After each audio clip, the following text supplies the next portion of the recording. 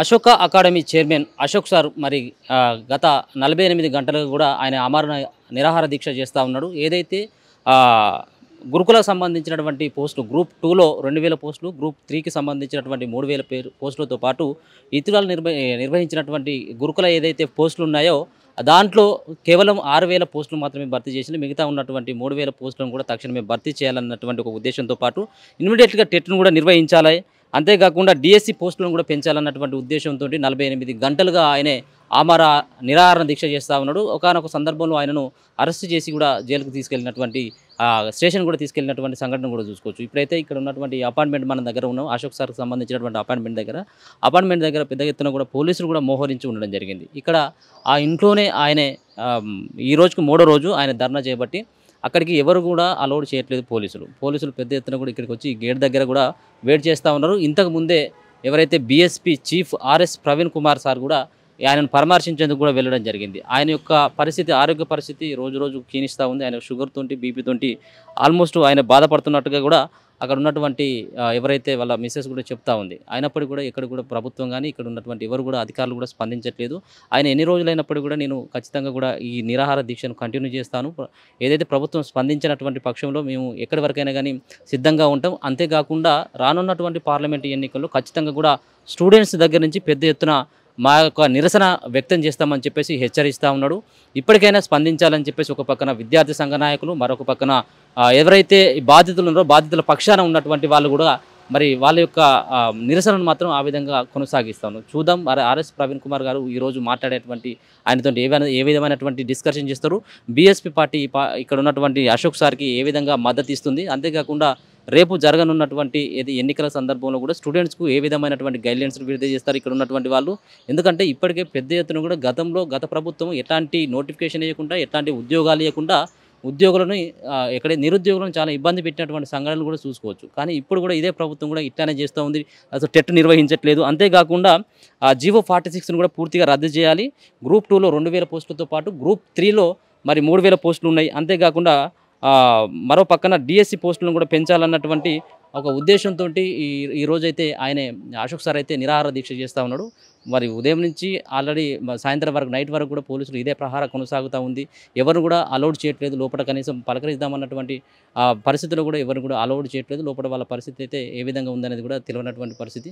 అంతేకాకుండా ఆయనే 3 రోజుల కాంచి చేస్తున్నటువంటి దీక్షకు వివిధ సంబంధించినటువంటి విద్యార్థి సంఘ నాయకులు కూడా చాలామంది సపోర్ట్ చేస్తూ ఉన్నారు, వాళ్ళకి అండగా ఉంటా ఉన్నారు. అయినప్పటికీ కూడా ఆయన చేసేటువంటిది ఆమరణ నిరాహార దీక్ష. ఆయన 3 రోజుల కానించి కూడా ఏం తినలేదు, ఏం తాగట్లేదు. కనీసం ఏదైతే ఆయనకు ఉన్నటువంటి చిన్న సంబంధించినటువంటి ఇష్యూస్ ఏవైతే హెల్త్ ఇష్యూస్ ఉన్నాయో ఆ హెల్త్ ఇష్యూస్ పైన కూడా ఆయన ఫోకస్ చేయట్లేదు. ఆ ట్యాబ్లెట్స్ తీసుకోవట్లేదు కూడా అని చెప్పేసి వాళ్ళ భార్య ఆవేదన కూడా వ్యక్తం చేద్దాం. చూద్దాం మరి ఈరోజు రేపు ఏమైనా స్పందిస్తుందా ప్రభుత్వం లేదా చూడాలి. అన్ని వర్గాలపైన కూడా ప్రభుత్వం కొంత పెద్ద చూపు చూపెడుతున్నప్పుడు కూడా నిరుద్యోగుల పక్షాన మరి ఇప్పుడున్నటువంటి కాంగ్రెస్ పార్టీ కానీ రేవంత్ రెడ్డి సర్కార్ కానీ ఎందుకు నిర్ణయం తీసుకోవట్లేదని చెప్పేసి అయితే విద్యార్థి సంఘ నాయకులు, విద్యార్థులు, అలాగే మొన్న రాసినటువంటి గురుకుల ఎగ్జామ్స్ రాసి ఉద్యోగాలు రానటువంటి నిరుద్యోగులు కూడా వాళ్ళు ఆవేదన వ్యక్తం చేస్తూ ఉన్నారు. చూద్దాం ఈ సంబంధించినటువంటి ఈ 3 రోజుల ఆ నిరాహార దీక్షకు ఏమన్నా తెర పడుతుందా, లేకపోతే ఇది ఇట్లానే కొనసాగుతుందా, ప్రభుత్వం స్పందిస్తా లేదా అనేది కూడా మనం చూడాల్సినటువంటి పరిస్థితి. ఇప్పటిదాకా డాక్టర్ రాలేదు, చూడలేదు. తనకి షుగర్ ఉంది, లేవట్లేడు. అసలుకి చాలా నీరసంగా అవుతుంది. లోపల మా సార్ వాళ్ళ అన్న కొడుకు లోపలికి ఎవరిని కూడా అలౌ చేయట్లేరు. చెప్పినా కానీ అలౌ చేయట్లేదు. ఎందుకు చేయట్లేదు నాకు అర్థం కావట్లేదు. వీళ్ళంటే టెర్రరిస్టులా చూడడానికి కూడా రానియరా. నిన్న వాళ్ళు చిన్న వచ్చినా కానీ లోపలికి రానివ్వట్లేరు. ఎవరు లేరు, పైన కిందనే ఉండరు. పైన ఏం చేస్తారు సార్? కింద ఉన్నాక ఎవరు రానియకుండా పైన ఏం చేస్తారు? హెల్త్ అంటే లేవట్లేడు, అసలుకి పనుకొనే ఉండట్లా. ఇప్పటివరకు అయితే డాక్టర్ చెకప్ అయితే ఏం జరగలేదు. షుగర్ ఉంది సార్కి, టాబ్లెట్స్ కూడా ఏం వేసుకోవట్లేడు, ఏం తీసుకోలేదు.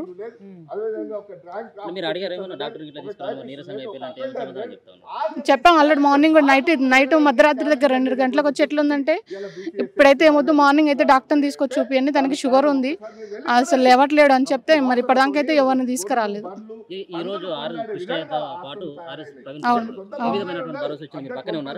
భరోసా అంటే నిరుద్యోగుల తరపునే కదా మీకు వచ్చింది పార్టీ. మీరు చేయకుండా ఎవరు చేస్తారు చేస్తున్నారని అయితే ప్రశ్నించడం అయితే జరిగింది. పైన సార్తో పాటు ఇంకో గ్రూప్ 2 అబ్బాయి ఇంద్రసైన ప్లస్ అమ్మాయి గురుకుల అమ్మాయి అస్మా ఉంది. ముగ్గురు ఇంకో అబ్బాయి డిఎస్సి అబ్బాయి కుమార్ తను కూడా ఉన్నాడు. వాళ్ళు కూడా అసలుకి వాళ్ళని కూడా సార్ ఉన్నారు కదా మీరు తినండి అనగానే తినట్లేరు, తాగట్లేరు. వాళ్ళ పరిస్థితి కూడా ఘోరం ఉంది. కాకపోతే వాళ్ళు కొంచెం యంగ్ కాబట్టి కొంచెం లేచి నిల్చోవడం అది చేస్తున్నారు, కానీ సార్ మాత్రం అట్లనే పండుకునే ఉన్నారు. లేవడానికి కూడా చాలా ఓపిక లేదు అసలుకి.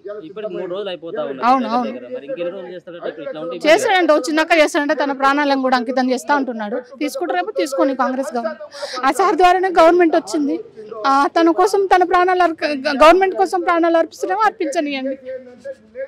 నిరుద్యోగులకు ఏం చెప్తారు మరి? ఇప్పుడు ఆయన కాపాడుకోవాల్సిన బాధ్యత నిరుద్యోగులు ఉంది. ఎస్పెషల్గా గురుకుల సంబంధించిన ఆస్పిరెంట్స్ 3000 మందికి జాబులు వస్తాయి. మెయిన్గా అయితే వాళ్ళే ఉంది. ఏదన్నా మాకు ఎలాంటి ఉపయోగం లేదు సార్, నిరుద్యోగులే కదా, వాళ్ళే కదా ఫ్యూచర్. ఆయన వాళ్ళ ఫ్యూచర్ కోసమే చేస్తుండ కదా సార్. మా స్వార్థం ఏమైనా ఉందా? మా కోసం ఏమైనా చేస్తుండా? వాళ్ళ కోసమే కదా చేసేది, వాళ్ళ కోసమే కదా. నిరుద్యోగులు కూడా రావాలి. మరి నిరుద్యోగులను కూడా అడ్డు పెడుతున్నారు. ఆ కేసులు ఏమైనా పెడతారా? ఏమంటారు? బెదిరిస్తున్నారు సార్. దగ్గరకు వస్తే మిమ్మల్ని తీసుకుపోయి పోలీస్ స్టేషన్ లో పెడతా అంటున్నారు. తీసుకెళ్లారు. ఆ రోజు చాలా ఎక్కువ అయ్యింది అసలుకి. తీసుకుపోయి ఊరు అవతల ఉన్న మన పెద్దమరిపేట దగ్గర ఆ పోలీస్ స్టేషన్ లో వదిలేసి వచ్చారంట ఒక 50 మంది పిల్లల్ని. ఇక్కడ చుట్టుపక్కల కనిపిస్తే తీసుకుపోయి పోలీస్ స్టేషన్ లో వేసేసరికి వాళ్ళు కూడా భయపడుతున్నారు. చేస్తున్నారు ఎవరు వాళ్ళు గురుకుల విద్యార్థులు. వాళ్ళు ఎక్కడ వాళ్ళు అక్కడ 2-3 స్టూడెంట్స్ కూడా వాళ్ళకు కూడా షుగర్ ఉందంట, అడ్డం పడ్డారంట. గురుకుల విద్యార్థులు అయితే దండలు వేసుకొని అయితే ధర్నా చేస్తున్నారు. వాళ్ళు ఇక్కడ వాళ్ళు ఎవరి ఇంట్లో వాళ్ళు నిరసన అయితే వ్యక్తం చేస్తున్నారు. ఇంత చేస్తున్నా కానీ అసలుకి ఎవరికి రాజకీయ నాయకులకు కాంగ్రెస్ నాయకులు ఎటు పోయారు? ఏంది ఏం సంగతి? ఎవరు మన కోదండరామ్ సార్ ఎటు పోయారు? సార్ మీరు నిరుద్యోగుల కోసమే కదా సార్ మీరు చేసేది. ఎక్కడ ఉన్నారు సార్ మీరు? ఆకురోడ్ మురళి సార్ ఉన్నారు, వాళ్ళు కూడా నిరుద్యోగుల కోసమే కదా. సార్ ఒక్కడే చేయాల్సిన అవసరం ఏంది? మీరు కూడా వాళ్ళ కోసమే ఉన్నారు కదా, వాళ్ళ చుట్టూ తిరిగారు కదా, వాళ్ళతోటే వచ్చింది కదా మీకు గవర్నమెంట్. ఎక్కడ ఉన్నారండి మీరు? కనీసం పరామర్శించడానికి కూడా రారా మీరు?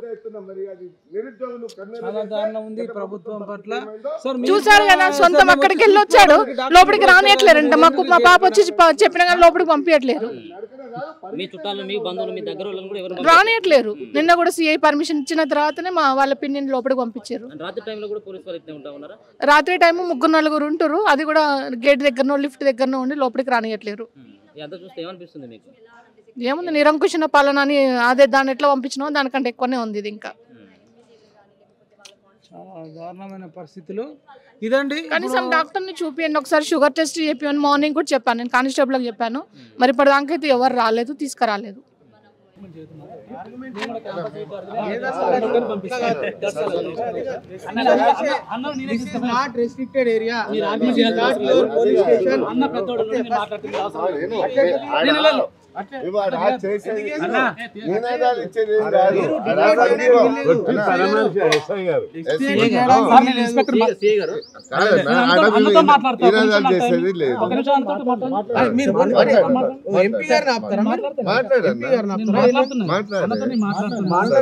నల్లకుంట ఎస్ఐ చేసిన క్యాంపస్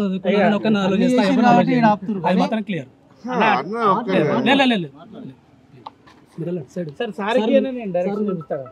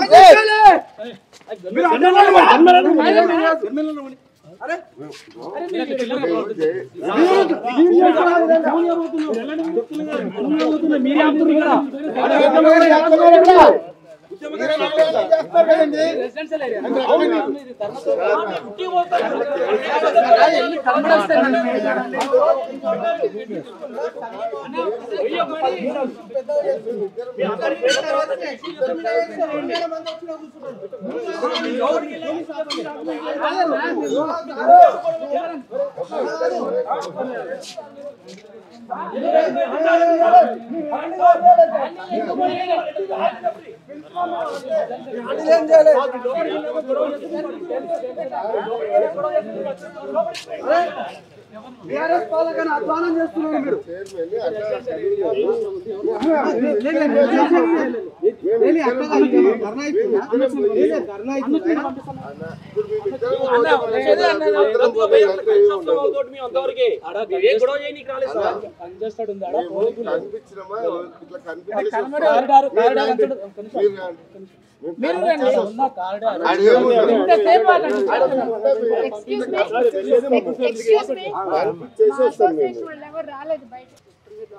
మేము ధర్నా చేయడానికి రాలేదు, మేము ఇక్కడ ధర్నా చేయడానికి రాలేదు. ఎవరన్నా ఉండనియండి, మేము ఇక్కడ సంఘీభావం ప్రకటించడానికి వచ్చాము. మేము ధర్నా చేయడానికి రాలే. ధర్నా చేయడానికి వచ్చే 2000 మంది వస్తారు. చెప్పండి. ఈరోజు జాతీయ బీసీ సంక్షేమ సంఘం అధ్యక్షులు ఆర్ కృష్ణన్న గారు ఈరోజు దీక్ష విషయంలో, ఎందుకంటే మరి అశోక్ కుమార్, అదేవిధంగా ఆస్మా, జేఎల్, డిఎల్, అదేవిధంగా ఎస్జిటి, పీజీటీ విషయంలో రిజల్ట్ ఇవ్వడంలో అవకతవకలు జరగడం విషయంలో మరి ప్రభుత్వం న్యాయం చేయడం లేదని చెప్పేసి ఎన్నిసార్లు విన్నవించుకున్నా మరి ప్రభుత్వం యొక్క నిర్లక్ష్యంతో ఈరోజు మరి అశోక్ కుమార్ గారు, అదేవిధంగా ఆస్మా వీళ్ళు దీక్షకు 2 రోజులు అవుతుంది, 3 రోజులు అవుతుంది మరి ఆమరణ నిరాహార దీక్ష కూర్చున్నారు. ఇప్పటివరకు వాళ్ళ ఆరోగ్య పరిస్థితులు బాగలేక, ఇప్పుడు ఎందుకంటే ఈ వాటర్ తాగకుండా, తిండి లేకుండా, ఒక మంచినీరు కూడా ముట్టుకోకుండా దీక్ష చేపట్టడం అనేది చాలా గొప్ప విషయం. ఈరోజు మద్దతుగా ఇవాళ జాతీయ బీసీ సంక్షేమ సంఘం అధ్యక్షులు, రాజ్యసభ సభ్యులు ఆర్ కృష్ణయ్య గారు, అదేవిధంగా నిరుద్యోగ జేఏసీ చైర్మన్, యువజన సంఘాల అధ్యక్షులు నీల వెంకటేష్, అదేవిధంగా కన్వీనర్ గుజ్జ కృష్ణ, జాతీయ యువజన సంఘం అధ్యక్షులు మన భరత్ తదితరులు, అదేవిధంగా రాష్ట్ర వర్కింగ్ ప్రెసిడెంట్ సిల్ముల అశోక్, అదేవిధంగా విద్యార్థి సంఘాలు మన మోడీ రామ్దేవ్ తదితరులు చాలా పెద్ద ఎత్తున మరి మద్దతు ప్రకటించడానికి రావడం జరిగింది. ఈరోజు పోలీసులు మరి అక్కడికి వెళ్ళొద్దు, లోపలికి వెళ్ళొద్దు అని మరి అడ్డుకోవడంతో మరి ఇక్కడనే మేము ఏమడుగుతున్నాం, గొంతమ్మ కోరికలు అడుగుతలేము. ఎందుకంటే గత ప్రభుత్వంలో కొట్లాడి నోటిఫికేషన్లు బీసీ, ఎస్సీ, ఎస్టీ, మైనార్టీ గురుకులాలలో టీచర్లు లేక చాలా ఇబ్బందులకు గురవుతున్నటువంటి తరుణంలో విద్యార్థులకు పోస్టింగ్ లేకపోతే పిల్లలకు ఎవరు చదువు చెప్తారు అని చెప్పి ఆర్ కృష్ణ నేతృత్వంలో కొట్లాడి ఉద్యోగాలు భర్తీ విషయంలో 9210 నోటిఫికేషన్ లేపిస్తే ఈ కాంగ్రెస్ ప్రభుత్వంలో మరి న్యాయం జరుగుతుందని చెప్పి నిరుద్యోగులంతా కాంగ్రెస్ ప్రభుత్వాన్ని గెలిపించుకున్న తర్వాత, ఎందుకంటే రేవంత్ రెడ్డి గారు గౌరవనీయులు పెద్దలు మరి నిరుద్యోగుల పక్షపాతిగా, నిరుద్యోగులకు నేను అండగా ఉంటా, నేను రాగానే మొత్తం 2 లక్షల ఉద్యోగాలు వెంటనే భర్తీ చేస్తా, ఎలాంటి అవకతవకలు లేకుండా నేను చూసుకుంటా అని చెప్పి హామీ ఇవ్వడం జరిగింది. ఈ యొక్క జేఎల్, డిఎల్, అదేవిధంగా ఈ గురుకుల ఏవైతే రిజల్ట్ ఉందో దాంట్లో మొత్తం ఫ్రాడ్గా జరిగింది. ఎందుకంటే దాంట్లో అమ్ముకుంటున్నారు ఆ పోస్టులు. అవకతవకలు ఎందుకు జరుగుతున్నాయి? ఎందుకంటే గత ప్రభుత్వంలో అవకతవకలు జరిగినాయని చెప్పేసి, అన్యాయం జరిగిందని చెప్పేసి ఒక మెరిట్ ప్రకారంగా ఫస్ట్ ఏమి ఇవ్వాలి, డిఎల్ ఇవ్వాలి రిజల్ట్, తర్వాత జేఎల్ ఇవ్వాలి, దాని తర్వాత ఎస్జిటి, తర్వాత పీజీటీ, ఈ విధంగా పీఈటీ, అదే విధంగా పీడీ, ఈ విధంగా కింది స్థాయికి రిజల్ట్ ఇవ్వడం వల్ల ఎక్కడ కూడా బ్యాక్లాగ్ కాకుండా ఉంటాయి.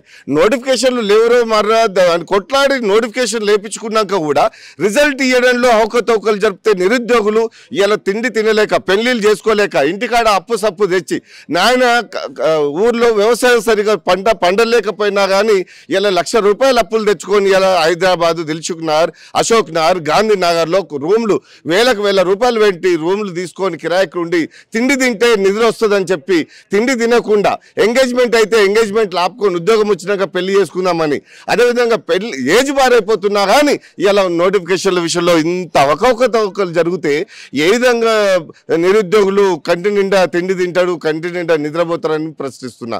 రాష్ట్ర ప్రభుత్వం నిరుద్యోగుల పక్షపాతి కాదా?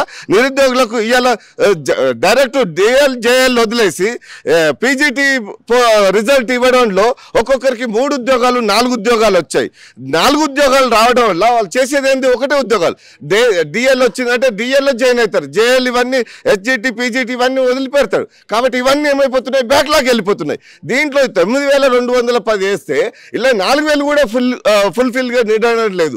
అంటే 4,500 5,000 దాకా బ్యాక్లాగ్ వెళ్ళిపోవడం వల్ల 5,000 మంది నిరుద్యోగుల కుటుంబాలు రోడ్డు పాలు అయినట్టే కదా. ఉద్యోగం మెరిట్ వచ్చి ఇలా ఉద్యోగాలకు సిద్ధంగా ఉండి 1:2లో చేశారు, 1:1లో ఉద్యోగాలు వచ్చాయి. 1:1కు మెరిట్ ప్రకారంగా ఇవ్వమన్నాం. మేము మెరిట్ లేకుండా ఏమనలేదు కదా. పుస్తకాల్లో పురుగులాగా చదువుకొని ఇవాళ అమ్మ నాన్నకు ఇంటికి వెళ్తే ఏ ముఖం పెట్టుకొని చాలా మంది ఆత్మహత్యలకు గురయ్యే పరిస్థితి ఎదురైంది రాష్ట్ర ప్రభుత్వం నిర్లక్ష్యం వల్ల. ఇలా రాష్ట్ర ప్రభుత్వం అంటుంది ఇలా గత ప్రభుత్వం చేసే పొరపాట్లు ఇవాళ మేము రిఫ్లెక్స్మెంట్ పెడితే మాకు మా మీద కేసులు వేసారు. అరే మీరు గత ప్రభుత్వంలో వేసిన నోటిఫికేషన్లనే రద్దు చేసిర్రు. అదొక లెక్కనా మీకు? అన్నం పెట్టేవాడు మనవాడైతే ఏ బంతులో ఉన్న లాస్ట్ చివరికి వచ్చినా వాడికి ఉద్యోగం వస్తుంది. ప్రభుత్వం మాదే అని నమ్మినాం. మన రేవంత్ రెడ్డి గారు నిరుద్యోగుల పక్షపాతాన్ని నమ్మినాం కాబట్టి ఇలా రేవంత్ రెడ్డి గారిని భుజస్కంధాల మీద ప్రభుత్వాన్ని ఇచ్చినాం. కానీ ప్రభుత్వం ఇచ్చిన తర్వాత నిరుద్యోగుల పంటని ఒక్కరన్నా ఆలోచన చేస్తుండ్రా? ఇలా ప్రిన్సిపల్ సెక్రటరీ కానీ అదేవిధంగా వీళ్ళంతా విద్యాశాఖ వాళ్ళు అంతా ఏం చేస్తున్నారు? ముఖ్యమంత్రి గారికి గౌరవనీయులు పెద్దలకు వాళ్ళకు ఎక్కడికక్కడ క్లియర్గా చెప్పాల్సిన బాధ్యత వీళ్ళకి లేదా? ఒక్క జీవో తీస్తే 5,000 మంది నిరుద్యోగుల కడుపు నిండా అన్నం పెట్టిన వాళ్ళు అవుతారు. రేవంత్ రెడ్డి గారికి ముఖ్యమంత్రి గారికి గౌరవనీయులు పెద్దలకు ఒక్కరికే నేను గుర్తు చేస్తున్నా, అయ్యా మీరు ఈ విధంగా దీక్షలు పెట్టి నిరాహార దీక్షలతో జీవితాలు చెలగాటం ఆడొద్దు. మా నిరుద్యోగుల పక్షపాతిగా ఉన్నావు కాబట్టి మీ మీద మా పూర్తి నమ్మకంతో ఈ 2 రోజులలో మాకు సెకండ్ రిజల్ట్ ఇవ్వకపోతే రాష్ట్ర వ్యాప్తంగా అగ్గిగుండం అవుతుందని చెప్పి హెచ్చరిస్తున్నాం. లేకపోతే పెద్ద ఎత్తున ఆర్ కృష్ణ గారి నేతృత్వంలో మరి నిరుద్యోగులు అంటే ఏందో మీకు తెలుసు. గత ప్రభుత్వాన్ని బంధపెట్టారు. ఈ ప్రభుత్వాన్ని తెచ్చుకున్నది ఒక 3 నెలలు కూడా కాలేదు. కాబట్టి ఈ అవకాశం మీరు కొనసాగించుకుంటారా లేదంటే నిరుద్యోగుల కడుపు కొట్టి మరి నిరుద్యోగుల ఆవేశానికి గురవుతారో మీరే నిర్ణయించుకోవాలని చెప్పి హెచ్చరిస్తున్నా. ఈరోజు అశోక్ సారు ఆస్మా దీక్షలో ఉండి 3 రోజులు అవుతుంది. వారి ఆరోగ్య పరిస్థితులు చాలా తీవ్రంగా ఆందోళనకరంగా ఉన్నాయి. లోపల ఉన్నటువంటి విషయాలు ఒక్కటి కూడా మరి బయటికి రానివ్వడం లేదు, మమ్మల్ని లోపలికి పోనివ్వడం లేదు.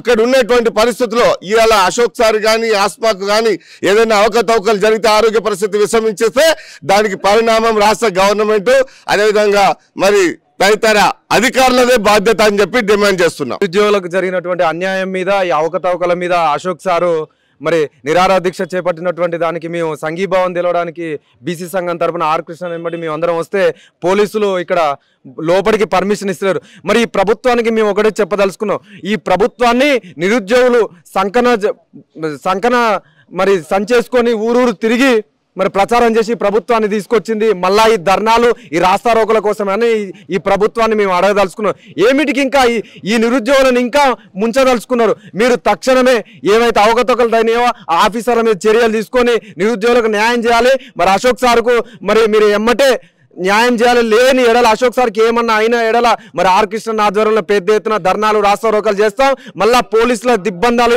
ఇట్లాంటి ప్రభుత్వాన్ని మేము కోరుకోలే. ఒక సంక్షేమమైనటువంటి ప్రభుత్వాన్ని, ఒక రైతులు నిరుద్యోగులు సంక్షేమం కోసం అలాంటి ప్రభుత్వాన్ని మేము కోరుకున్నాం. కాబట్టి ఈ ప్రభుత్వం వచ్చినట్టు 100 రోజుల్లో అన్ని పనులు చేస్తా అని చెప్పినారు. మరి నిరుద్యోగులకైతే ఏమేమైతే హామీలు ఇచ్చినారో అవన్నీ తక్షణమే చేపట్టాలి. మళ్ళా ఈ ప్రభుత్వాన్ని కుల వివక్ష, నిరుద్యోగ వివక్ష ఇట్లాంటి సృష్టించాలనుకుంటే మాత్రం అగ్నిగుండం చేస్తాం. ఇంకెందుకంటే ఉబ్బీక్షించే ప్రసక్తే లేదు. గత ప్రభుత్వమే వాళ్ళనే బాధపడ్డారని చెప్పి మరి ఈ ప్రభుత్వాన్ని తీసుకుంటే ఈ ప్రభుత్వం ఇట్లా మళ్ళీ ఈ విధంగానే చర్యలు చేపడతా అంటే ఊకోము. మరి కృష్ణన్న ఆధ్వర్యంలో పెద్ద ఎత్తున నిరసనలు చేస్తాం. తక్షణమే నిరుద్యోగుల సమస్యలు పరిష్కరించాలని చెప్పి ఈ ప్రభుత్వాన్ని మేము కోరుకుంటున్నాం. మీరు చూసి రాలే పోలీసు వాళ్ళు ఇక్కడనే దిగ్బంధం చేస్తారు. ఈ పోలీసు వాళ్ళు ఏంటంటే ఏ వానకు ఆ గొడుగే పడుతున్నారు. గత ప్రభుత్వాన్ని జిందాబాద్ కొట్టి మళ్ళీ ఇప్పుడు గదే అవుతుంది.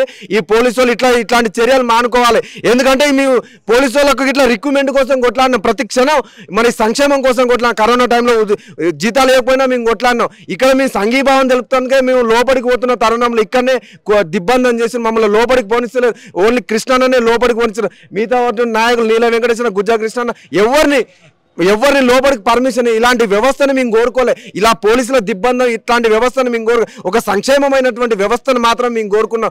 అందుకని చెప్పే ఈ ప్రభుత్వాన్ని మేము తెచ్చుకున్నాం. వాళ్ళ నాయకులు ఎక్కడ ఇళ్ళలో పోయి ప్రచారం చేయలే. నిరుద్యోగులు జబ్బన సంచేసుకొని ఊరూరు తిరిగి ఈ ప్రభుత్వాన్ని గత ప్రభుత్వాన్ని మొద్దని చెప్పి ఈ ప్రభుత్వాన్ని తీసుకొచ్చి మళ్ళీ ఇట్లాంటి దిగ్బంధనను కోరుకోలే కదా.